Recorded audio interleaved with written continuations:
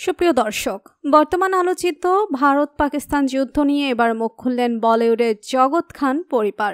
বন্ধুরা, খবরটি জানতে ভিডিওটি শেষ পর্যন্ত দেখতে থাকুন। আর আপনি যদি বলিউড তারকাদের ফ্যান হয়ে থাকেন, ভিডিওতে একটি লাইক দিন এবং চ্যানেলটিকে সাবস্ক্রাইব করুন, কারণ বিনোদন জগৎ সহ সব ধরনের খবর সবার আগে এখানেই রয়েছে। বর্তমানে ভারত পাকিস্তান যুদ্ধে সবারই জানা, এটা নিয়ে অনেক আলোচনা সমালোচনা হচ্ছে।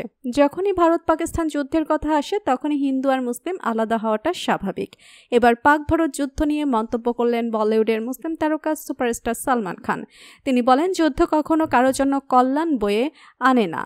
আমি পাকিস্তান সরকার এবং মোদিজিকে বলতে চাই, আপনারা আলোচনার মাধ্যমে এটাকে যত তাড়াতাড়ি সম্ভব মিটিয়ে ফেলুন। এদিকে বলিউডের আরেক তারকা কিং শাহরুখ খান জানান, যুদ্ধ কখনো কারো বিজয় নয়, বরং মানবতার পরাজয়। আমি দুই দেশের সরকারকে আহ্বান জানাই, এই যুদ্ধ যেন দয়া করে বন্ধ করা হয়, কারণ আমরা বিগত দিনগুলোতে ফিলিস্তিনের শিশুদের আর্তনাদ দেখেছি। এগুলো দেখে আমাদের হৃদয়ে রক্তক্ষরণ হয়েছে।